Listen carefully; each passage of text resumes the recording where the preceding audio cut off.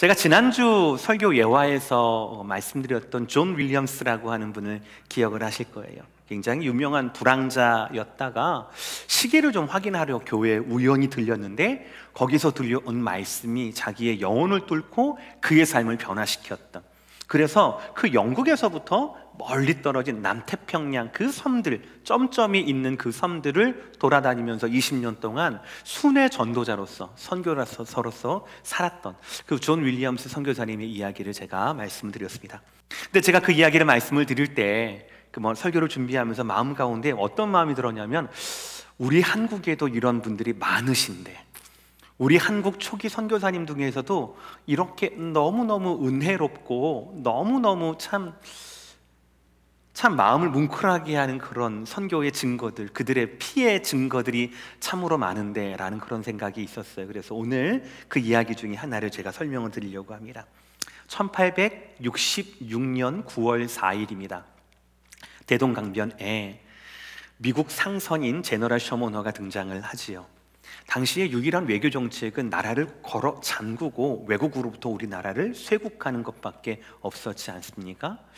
당연히 이제 불타오르게 되고, 그 제너럴 셔먼호라고 하는 그 상선에는 토마스라고 하는 27살의 꽃다운 청년 선교사님이 타고 계셨습니다. 그의 품 안에는 수많은 성경들이 있었어요. 번역된 성경들이 있었고, 이 성경을 통하여서 내가 조선 사람들에게 복음을 전하리라 라고 그렇게 마음을 먹고 여기까지 온 거예요. 근데 이제 배가 불타니까 어쩔 수 없이 그 대동강변 그 모래밭으로 뛰어내려야 되지 않겠습니까? 뛰어내리면서 예수 믿으라고, 예수 믿으라고, 예수 믿으라고. 품 안에 있는 성경 언제 죽을 줄 모르니까 그렇게 막 뿌리면서 그렇게 했다라고 합니다. 채 하루도 되지 않아서 선교사님은 순교를 당하게 됩니다. 근데 놀라운 사실은 그 이후에 일어나게 된다라는 거예요. 이 토마스 선교사님께서 그 대동강변에서 하루밖에 되지 않았지만 성경을 막 뿌리면서 순교당하기 직전까지 그렇게 그 찰나에 하면서 그 성경을 얻어간 사람들이 꽤 많았다라는 거예요. 그 중에 20살이었던 이신행이라는 여자분이 계셨는데, 그분은 신기한 거니까요, 갑자기 큰 배가 와가지고 거기에서 이상한 코 큰 사람이 와가지고 뭐라고 하면서 뿌려대니까 뭐 돈이 된가 싶어가지고 신기해서 그거를 가지고 온 거예요. 하나님 말씀 성경이라고는 생각을 못했겠죠. 근데 어느덧 이것을 가지고 와서 읽다 보니까 거기에서 하나님 말씀이 그의 마음을 감동하게 되어서, 이래서 이신행이라는 분이 평양 최초의 여자 성도가 되었다라고 합니다. 그리고 그분의 아들이 계셨는데, 그분의 아들이 나중에 장성해서 이덕환이라는 분이 계시는데, 그분은 그 유명한 평양의 장대현 교회의 장로님으로 심우하게 되었다라고 이야기를 합니다. 또 그 중에는요, 구경 나왔던 꼬마가 있었습니다. 박영식이라는 이 꼬마가 있었는데, 이분도 어찌어찌 하다가 성경 뭉탱이를 딱 주워들고 이렇게 냅다 튄 겁니다. 그리고 보니까 종이가 너무 좋은 거예요. 성경 종이가 굉장히 좋지 않습니까? 질이. 그렇죠? 그래서 집에 보니까 도배를 하게 된 겁니다. 이 성경 말씀으로 집에 종이가 귀했던 때니까 그냥 흙벽이었으니까 도배를 했던 모양이에요. 근데 어느 날 누워있는데 그 글자 사이에 뭐가 보이는 거예요. 그러면서 그 글자 사이를 읽다 보니까 복음이 그 마음에 들어오게 되는 겁니다. 그래서 이분이 박영식이라는 분, 바로 그 집, 그 성경으로 도배가 된 바로 그 집이 평양 최초의 교회인 널다리골 교회가 되었고, 아까 말씀드렸던 부흥의 주역이었던 평양 장대현 교회의 모체가 바로 이 교회, 널다리골 교회로부터 시작이 되었다라고 이야기를 합니다. 다 아시다시피 그래서 동방의 예루살렘이라는 별명이 붙을 정도로 평양 부흥의 그 중심에 이 교회와 이 선교사님들과 그리고 선교사님들이 뿌린 이 성경을 가진, 그 성경을 믿은 분들이 바로 그 주역이 되었다라고 이야기를 해요. 우리는요, 하나님의 섭리를 모릅니다. 잘 몰라요. 우리는 존 윌리엄스 선교사님에게 하나님이 왜 은혜를 주셨는지, 근데 은혜 받으면서 왜 하필이면 그 20년 동안 그 남태평양, 왜 하필이면 식인종에 있었던 그 섬으로 보내게 하셨는지, 왜 하필이면 거기 디디자마자 거기에서 순교당하고 식인종에게 잡혀 먹게 되었는지 우리는 몰라요. 우리는 모릅니다. 27살의 그 꽃다운 토마스 선교사님께서 영국 웨일즈에서 떠나서 이 대동강변까지 오게 된 이유를 모릅니다. 그렇게 기껏 몇 달 동안 오셔가지고 하루도 지나지 않아서 순교를 당하게 왜 이렇게 하나님이 인도하셨는지 우리는 잘 몰라요. 그러나 성도의 능력은 여기에 있는데, 하나님의 섭리를 알지 못한다 하더라도 성도는 하나님의 섭리를 믿을 수 있다라고 하는 것이, 사람의 수많은 일들 가운데, 인생의 수많은 일어나는 일들 가운데, 그 가운데 하나님의 섭리를 발견하게 되는 것, 그리고 하나님의 섭리를 믿고 기다리는 것, 이것이 바로 성도의 능력이라는 거죠. 나의 시선에서 하나님의 시선으로 이루어지는 이 대전환, 이것에 집중하면 저와 여러분의 인생도 소망으로 충만해지고 저와 여러분의 하루하루도 기대로 가득할 수 있다라고 하는 것이죠.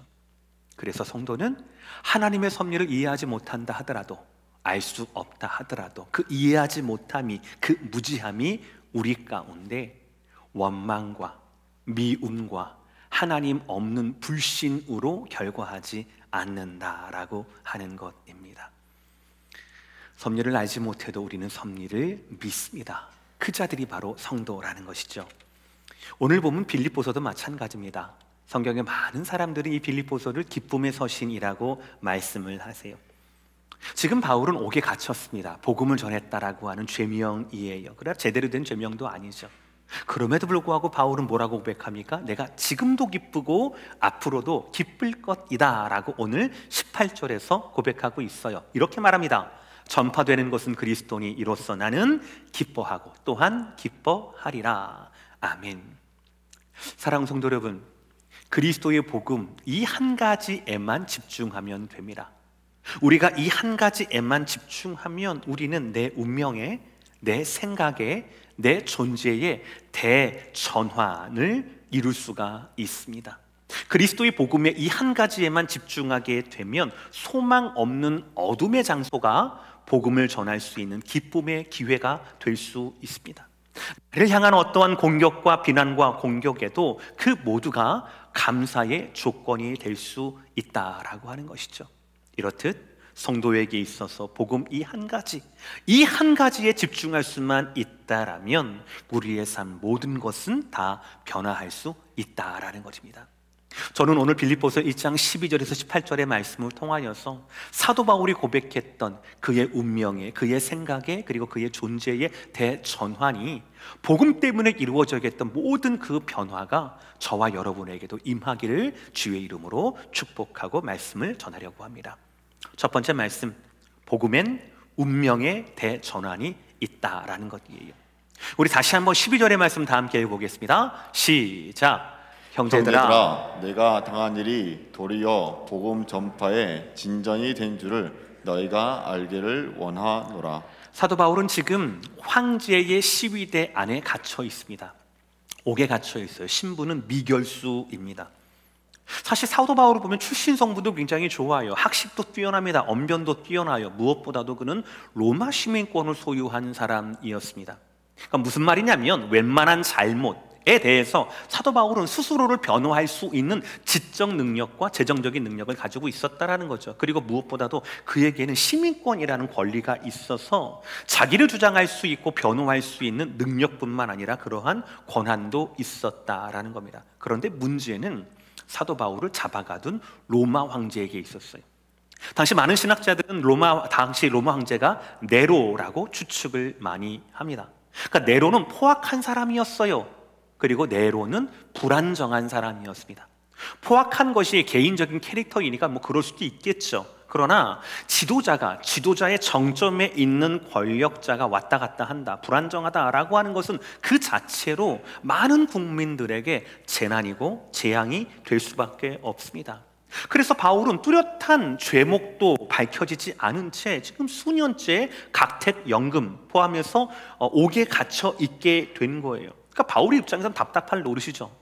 내일 무슨 일이 생길지 아무도 모르는, 그야말로 로마 제국과 네로의 마음에 맡기는 대로 그의 운명이 맡겨진 것처럼 그렇게 보였다라는 거죠. 그러나 결코 바울의 운명은 제국의 시스템이나 그리고 황제 아래에 놓여져 있지 않습니다. 다시 그의 고백을 들으세요. 12절의 말씀. 형제들아, 내가 당한 일이 도리어 복음 전파의 진전이 된 줄을 너희가 알기를 원하노라. 두 가지를 알아야 돼요. 첫 번째는 뭐냐면 내가 당한 일, 내가 옥에 갇힌 일, 마치 황제 소나기에 내 운명이 왔다 갔다 하는 일, 그게 아니다라는 거예요. 도리어 오히려 이렇게 된 것이 복음 전파의 진전이 되었다라는 자기 고백이에요. 그리고 두 번째가 중요한데요, 이것이 너희가 알기를 원한다라는 거예요. 나만 아는 것이 아니라 너희가 이 운명의 대전환, 복음이라는 개념과 복음이라는 시선을 통하여서 보게 된 운명의 대전환을 너희도 알기를 원한다라고 사도 바울은 말하고 있어요. 오히려 바울은 옥에 갇힌 것이 복음의 진전, 복음 전파의 진전이 되었다 얘기합니다. 바울 개인적으로 보면은요, 감옥에 갇힌 그의 입장은 분명한 불행입니다. 언제 처형될지 모르는 그런 불안한 상황이에요. 그러나 사도 바울은 복음 전파의 입장에서 보면 이거는 복음의 진전이라고 얘기해요. 여기서 말하는 진전이 참 재미있는 거예요.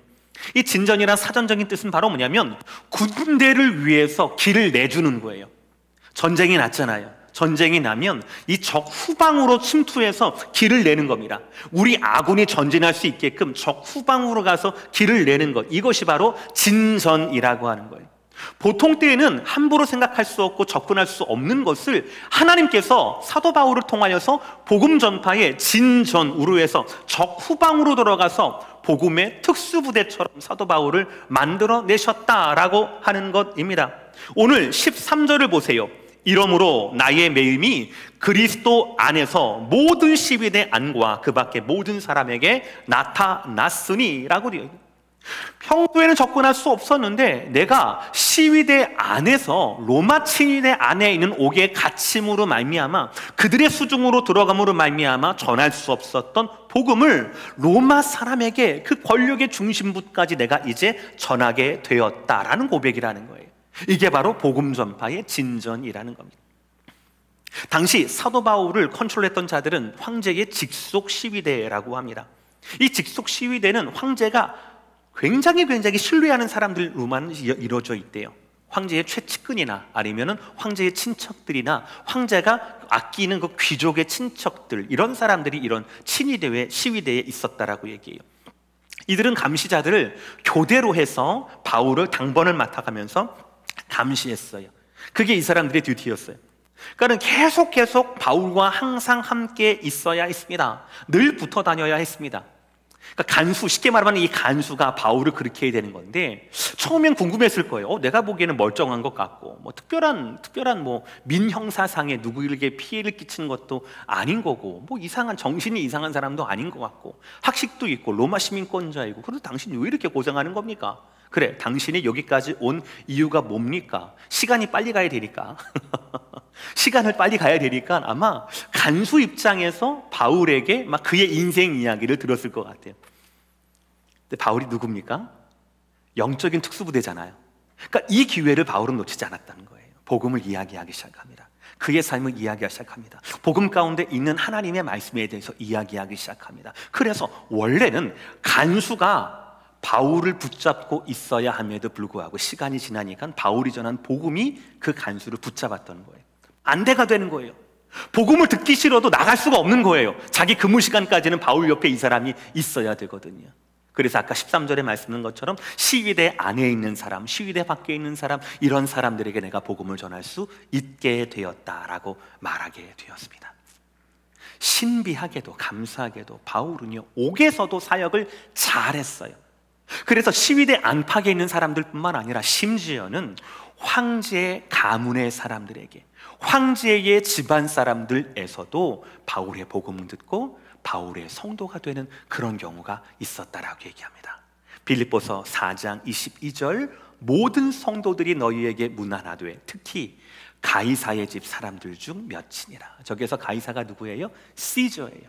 로마의 황제의 타이틀을 말하는 겁니다. 여러분, 한 사람의 인생은 그가 처한 상황이나 그가 가진 조건이나 그가 가진 능력이 전부가 아닙니다. 만약에 상황과 조건이 전부라면 같은 부모에서 자란 같은 형제는 비슷한 삶을 살아야 할 겁니다. 그러나 그렇지 않잖아요. 천차만별이지 않습니까? 그러니까 사람에게는요, 상황과 조건 말고 그 사람의 인생을 결정하는 뭔가가 있다라는 거예요. 우리는 그것을 하나님의 섭리라고 믿는 자들이지요.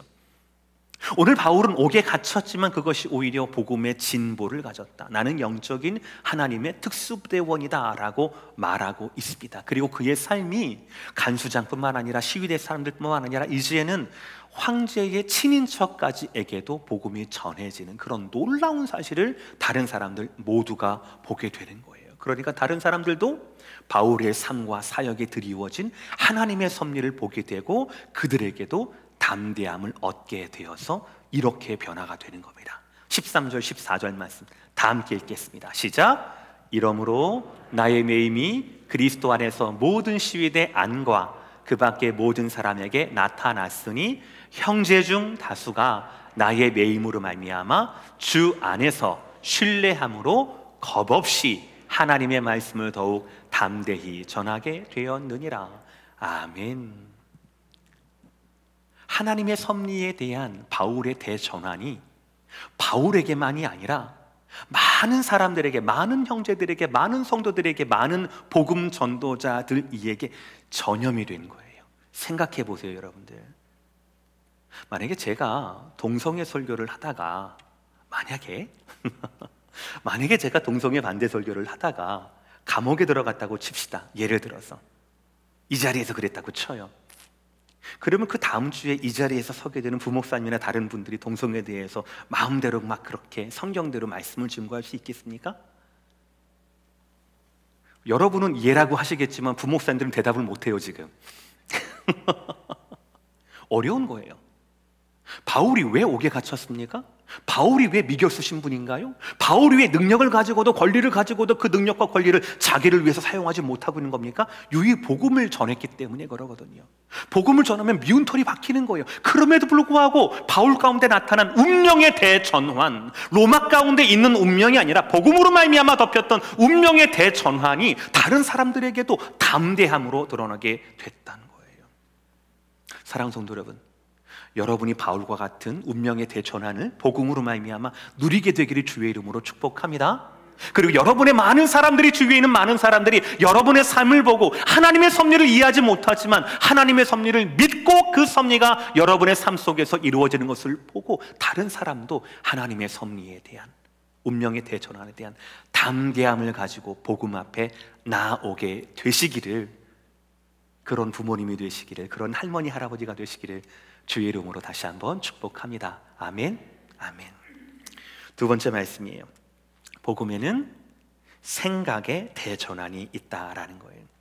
오늘 두 번째 대지가 약간 어렵지만 오랫동안 신앙생활 하신 모든 분들께 너무너무 필요한 말씀이에요. 잘 들으셔야 합니다.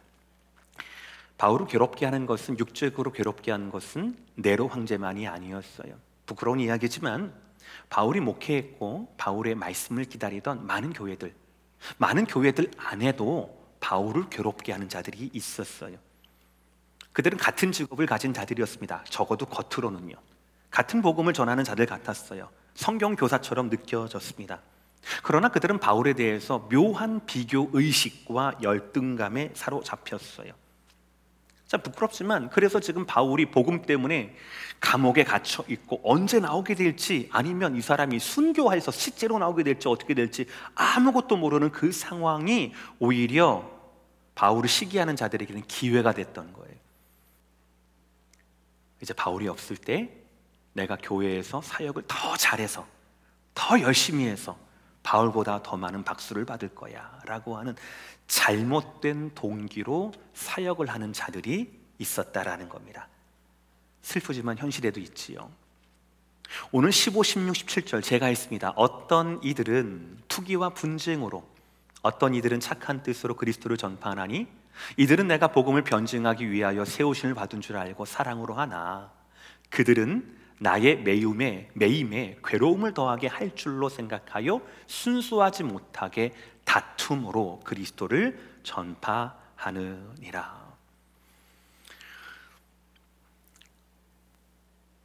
빌립보 교회도 있었고 로마 교회도 존재했으며 고린도 교회는 아예 그냥 분파가 있었어요. 같은 문제가 있었습니다. 그러나 그것을 바라보는 바울은 오늘 분명히 밝힙니다. 투기와 분쟁 그리고 다툼으로 그리스도를 전하는 자들이, 복음을 전하는 자들이 분명히 있다. 그러나 18절 말씀, 그러면 무엇이냐? 거칠애로 하나 참으로 하나 무슨 방도로 하든지 전파되는 것은 그리스도니 이로써 나는 기뻐하고 또한 기뻐하리라. 아무도 아멘 안 하시잖아요. 그렇죠? 아무도 아멘 안 하셔요. 일부 때도 그랬어요.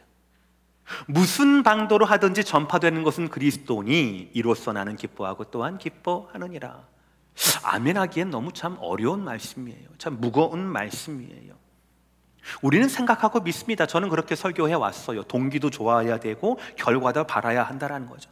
동기가 바라야 하고 결과도 좋아야 합니다. 목회에 있어서 현실적인 문제보다는 본질적인 문제에 목숨을 걸어야 한다. 그리고 이상적으로 성경적으로 사역을 해야 한다. 울더라도 씨를 뿌려야 한다라고 믿어왔어요. 근데 오늘 말씀에 의하면 거칠애로 하든지 참된 진심으로 하든지 그리스도만 전파되면 된다라는 것처럼 들립니다. 여러분 정말 그렇습니까? 반은 맞아요. 그러나 반은 틀려요. 여러분 이 부분을 잘 보셔야 해요. 저는 이 부분이 사도 바울의 생각의 대전환이 이루어지는 부분이다라고 그렇게 해석을 합니다. 보세요. 사도 바울은 원래 굉장히 이상주의적인 사람이었어요.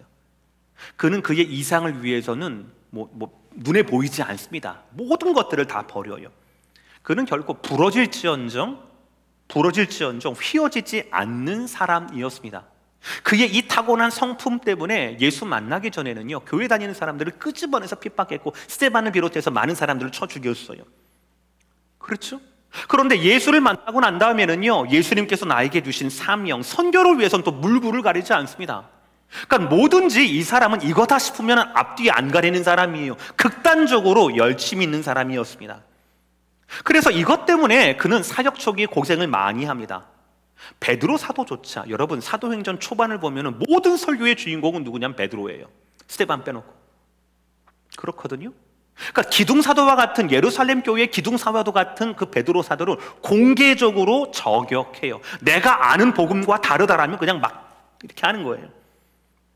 그리고 1차 세계 전도 여행 때 젊은 사역자 마가 요한의 그 젊은 그 열정은 있지만 방향이 없는 그 특유한 그게 있잖아요. 그 탈진과 그 한계, 그 갈등을 이해하지 못해요. 품지 못해요. 그래서 결국 마가도 쫓아내고 바나바도 헤어지게 되는 것, 이것이 사역 초기의 사도 바울의 모습이었습니다.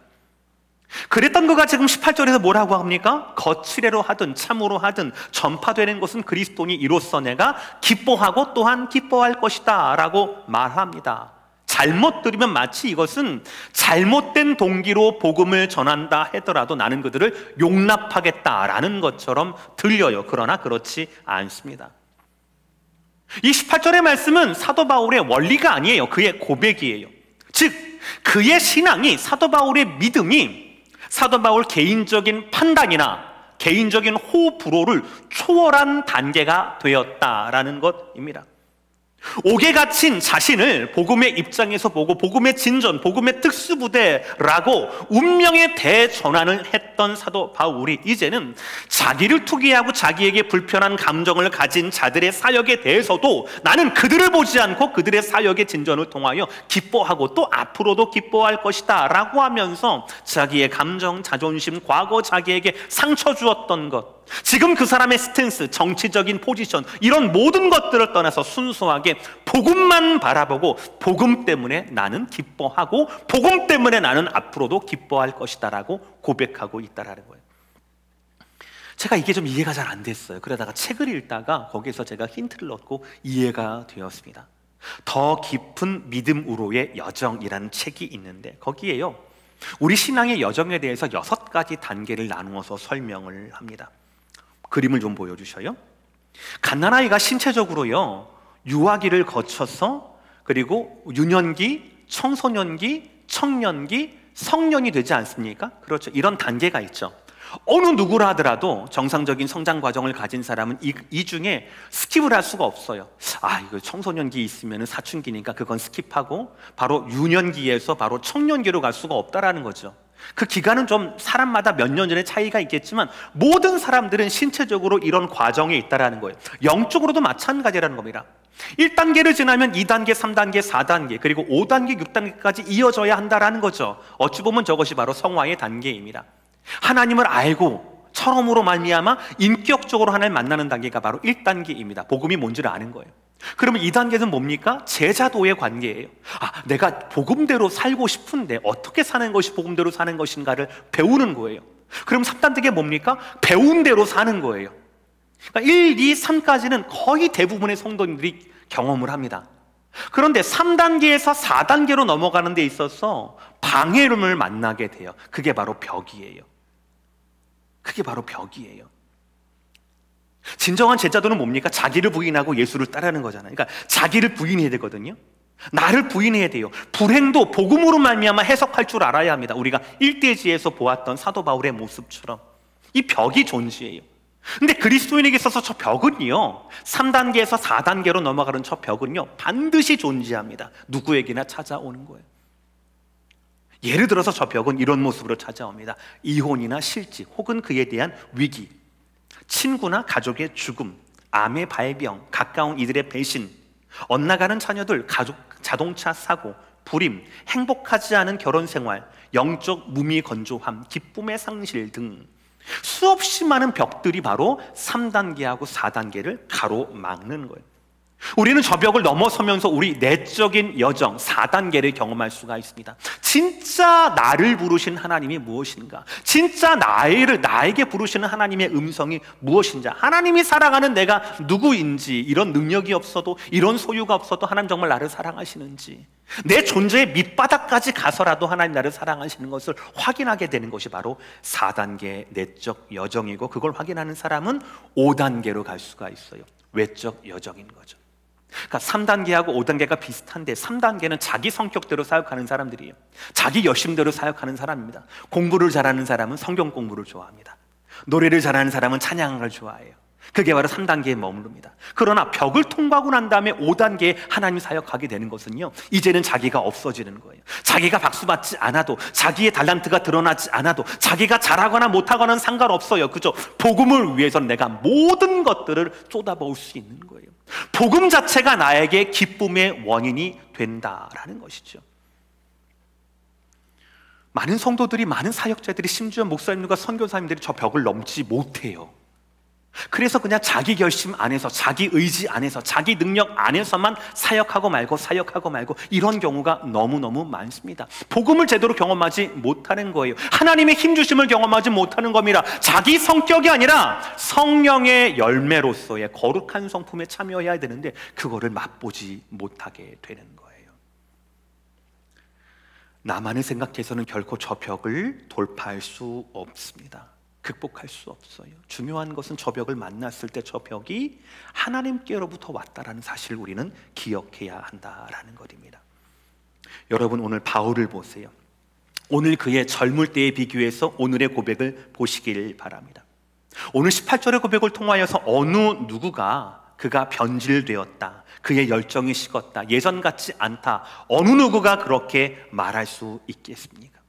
바울이 품었던 복음의 진보가 그를 더욱더 온전한 사람으로, 그리고 온유한 사람으로, 복음만이 기쁨이 되는, 복음의 전파만이 나의 기쁨이 되는 그런 온전한 사랑의 사람으로 변화시키게 되었다라는 거죠. 우리도 이런 복음 중심의 대전환이 이루어져야 합니다. 성장하고 성숙해야 합니다. 결국 우리는 스스로를 초월해서 극복해서 사랑의 사람으로, 성령의 사람으로 변화되어야 한다라는 것입니다. 아멘이십니까? 저와 여러분 모두가 이 벽을 넘어서, 내 스스로를 넘어서 하나님이 내 가진 것, 내가 예쁘니까, 내가 잘하니까, 내가 믿음이 좋으니까, 목사니까, 장로니까 나를 사랑하는 거야, 이게 아니라 죄인이었던 나를 사랑하시는 거예요.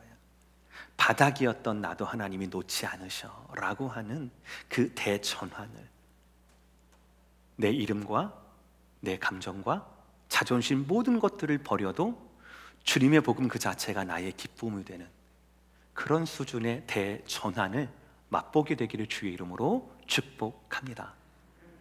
오늘 말씀 세 번째이자 마무리 대지예요. 복음 신앙에는 존재의 대전환이 있다라는 것입니다. 우리 다시 한번 18절 말씀 보겠습니다. 다 함께 시작. 그러면 무엇이냐? 거칠애로 하나 참으로 하나 무슨 방도로 하든지 전파되는 것은 그리스도니 이로써 나는 기뻐하고 또한 기뻐하리라. 다시 한번 정리합니다. 이 대지에서 봤던 바울의 생각의 대전환은 무엇보다 하나님의 섭리에, 그 복음에 절대 복종했던, 이해하지는 못했지만 무조건 믿었던 그 내적 여정의 결과였어요. 이것은 결국 그래, 겉으로 하든 아니면 진심으로 하든 수단과 방법 가리지 않고 성도 수만 많으면 되지, 사역만 잘하면 되지 라는 식의 잘못된 동기에 면죄부를 준 것이 결코 아니라는 거죠. 그 증거를 제가 말씀드릴게요. 같은 장 27절 말씀이에요. 오직 너희는 그리스도의 복음에 합당하게 생활하라. 이 말씀은 오직이란 단어로 시작을 합니다. 여러분, 어떻게 투기와 분쟁으로 다툼으로 그리스도를 전하는 것이 어떻게 그리스도의 복음에 합당하게 생활하는 그런 생활을 말할 수 있겠습니까? 아니라는 거죠. 오늘 사도 바울은 고백을 말하는 거예요. 순교를 앞두고 성화의 거의 완성 단계에 이르는 바울이 스스로의 삶을 뒤쳐보면서 고백 단계에서, 고백의 차원에서 오늘 본문을 말씀하고 있다는 거죠. 사도 바울은 또 이렇게도 고백합니다. 20절과 21절의 말씀 다 함께 시작. 살든지 죽든지 내 몸에서 그리스도가 존귀하게 되려 하려 하나니 이는 내게 사는 것이 그리스도니 죽는 것도 유익함이라. 아멘. 이미 사도 바울 개인은 없어졌어요. 사도 바울 개인의 감정, 자존심도 없어졌습니다. 자신의 이익에 대한 판단도 없어졌습니다. 나한테 잘해주는 사람이 착한 사람, 나한테 못하는 사람 나쁜 사람, 이런 기준이 없어졌어요. 사도 바울의 유일한 기준은 오직 그리스도의 복음만 드러날 뿐이에요. 그가 감옥에 있으면서 유일한 관심이 뭐였을까요? 언제 재판이 열릴까? 재판의 결과가 뭘까? 언제 죽을까? 언제 풀려날까? 이것이었겠습니까? 천만의 말씀이에요. 그거 아니에요.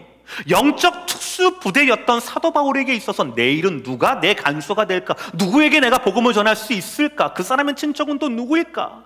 아마 이 관심으로 말미암아 사도 바울은 그의 감옥을, 그의 어둠을 가득 채웠을 거예요. 바울에게 감옥은 복음을 전할 수 있는 기회였습니다. 바울에게 라이벌은요, 복음만 전하겠다만 하면 바울이 기뻐할 수 있는 동역자로서의 기쁨의 이유였다라는 거죠. 이렇게 바울은 존재 자체가 변환이 되게 돼요.